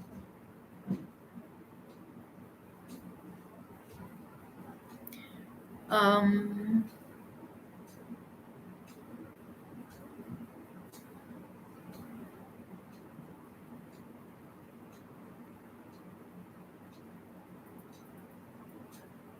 How to get toppers copies? Yes. This they are very easily accessible. आप किसी भी कोचिंग इंस्टीट्यूट के साइट पर जाइए, फॉर एग्जांपल विजन आईएएस पर जाइए. वहाँ पे टॉपर्स कॉपी का एक अलग से कॉलम होता है, और वहाँ पे सारे टॉपर्स की कॉपीज होती हैं, and you should go through them. It is a very important part of the preparation, because that's how you learn how to write answers, and that's how you add value to your answers, that's how you enrich your answers, and that's how you reach the final perfection level of your answers. आप वहाँ से सीखते हैं बहुत सारी चीज़ें, आप derive कर सकते हैं बहुत सारी चीज़ें. आप सॉन्ग सुनती थी? Of course. ये this music is one of my passions. I can spend time singing songs. So I used to sing. I used to listen to not a lot of songs, लेकिन कभी-कभी, for example, when I used to prepare for ethics, तो उसमें वो एक instrumental music जो होता है वो मैं थोड़ा सा चलाती थी. वो because I told you it was a very relaxing time for me when I used to study for ethics. So उतना. और बाकी फिर आपकी जो भी इच्छाएं हैं उनको आपको बेसिक थोड़ा सा साइड में तो रखना पड़ेगा. उसमें I will not lie deny. तो आई वुड सजेस्ट कि yes, the most important thing, the books, I noted them down ताकि कुछ छूटना नहीं चाहिए. तो इसमें हिस्ट्री में जस्ट आप अपने हिसाब से कीजिए, क्योंकि हिस्ट्री में माय ऑप्शन वाज हिस्ट्री, तो मैं उसको बहुत अच्छे से बना नहीं पाई कि a candidate who does not have history as their option, how do they treat through it. So उसके लिए मुझे लगता है कि हिस्ट्री के लिए आपको आर्ट एंड कल्चर के लिए Nitin Singhania, I read Nitin Singhania. I think it covers mostly everything. So art and culture के लिए you can go for Nitin Singhania. Ancient India के लिए you can go for R S Sharma. Medieval India के लिए you can go for 11th NCERT, and for modern India as well you can also go for NCERT. वहाँ पे आपका एक basic cover हो जाएगा. और मुझे लगता है for the prelims basis chronology और ये सारी चीज़ें बहुत important होती है जो आपको इन बुक से मिल जाती हैं. Then for prelims Laxmikanth becomes very important for polity, लेकिन मेंस के लिए आपको उसमें एनरिच करना पड़ता है। तो मेंस के लिए आप नोट्स बनाइए और टॉपिक वाइज नोट्स बनाइए और उसमें आप एनरिच करते जाइए। बाकी आई रेड लक्ष्मीकांत, उसके अलावा I made my own notes from various sources. Economics के लिए आप इकोनॉमिक सर्वे को बहुत अच्छे से पढ़िए, आप बजट के डॉक्यूमेंट को बहुत अच्छे से पढ़िए, आप करंट अफेयर्स जो होते हैं, करंट अफेयर्स की जो मैगजीन्स होती हैं मंथली, उनको बहुत डिटेल में पढ़िए, उनको ऐसे पढ़िए कि जैसे वो आपकी बेसिक बुक है। और उसके अलावा जो बेसिक बुक्स हैं उसमें Ramesh Singh is one of the books which you can refer to, and NCERTs are always a good option, you can go for NCERTs. Geography में you can I read geography very extensively, क्योंकि मुझे ऐसा लगता था कि मेरी जियोग्राफी काफ़ी ज़्यादा वीक है, तो उसके लिए मैंने काफ़ी सारे सोर्सेज रेफर किए। लेकिन आप एनसीईआरटी से भी, जियोग्राफी में मैंने एक्चुअली एनसीईआरटी नहीं करके दूसरी बुक यूज़ की, जिसका बाद में actually I am not very sure of it, आप एनसीईआरटीज को भी कर सकते हैं। What I did was I read GC Leong and I read Majid Hussain. और ज्योग्राफी में सबसे ज्यादा इंपॉर्टेंस एटलस हो जाता है। आप any which way you have to learn about the locations which have been in the news, and geography plays a very important part in it, so you have to do that. Ab jaise all the neighboring countries, the the countries surrounding a particular water body that has been in news becomes very important. Then we have we covered economics? We have already covered economics. I think we have covered mostly everything. Environment के लिए Shankar I S academy की एक book होती है जिसका एक blue cover होता है, उसको मैंने बेसिक्स के लिए पढ़ा था। बाकी it was all current affairs. You can, environment काफी करंट अफेयर बेस्ड लगता है मुझे, तो you can go for that. Ethics में आई वुड सजेस्ट कि आप कोई भी एक कोचिंग इंस्टीट्यूट की या कोई भी एक बुक ले लीजिए। मैंने कोचिंग इंस्टीट्यूट के नोट्स लिए थे, वाजीराम एंड रवि, और उनको मैंने वैसे के वैसे नहीं, उनको मैंने अपने नोट्स बना के लिखा था। And you keep on enriching the content any which way you want.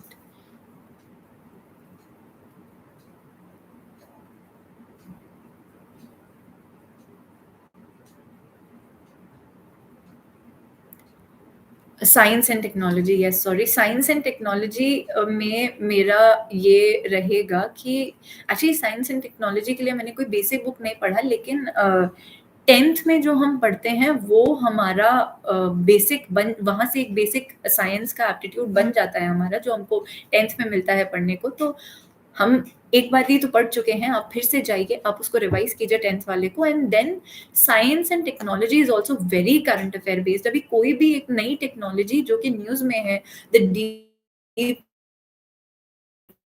fakes, the AIs that are in news, यही क्वेश्चंस आपको मिलेंगे वहां पे। इनकी एप्लीकेबिलिटी के बेसिस पे काफी सारे क्वेश्चंस आते हैं। Then space also becomes a very important topic. अगर हमारे देश ने कुछ बहुत ही एक्स्ट्राऑर्डिनरी किया है तो we will definitely get questions from that, alright. तो आपको उसमें वैसे ही करना पड़ेगा।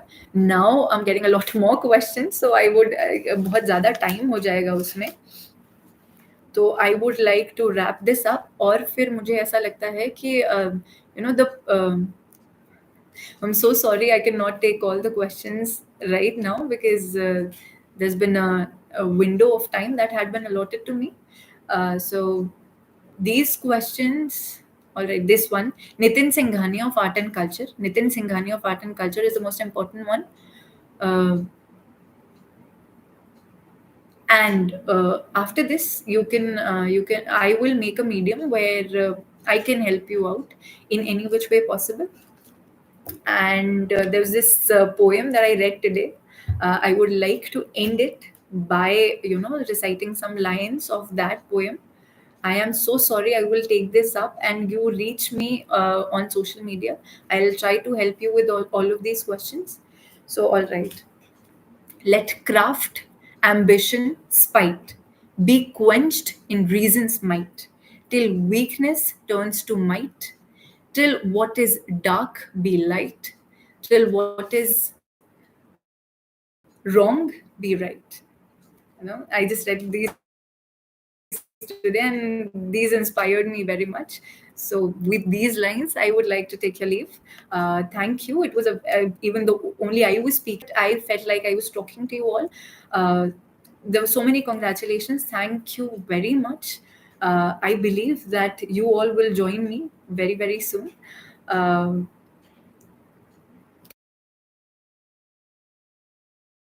Thank you for being so interactive. Thank you for asking all of these questions, and thank you for listening with such patience. I hope you were. All right, then goodbye.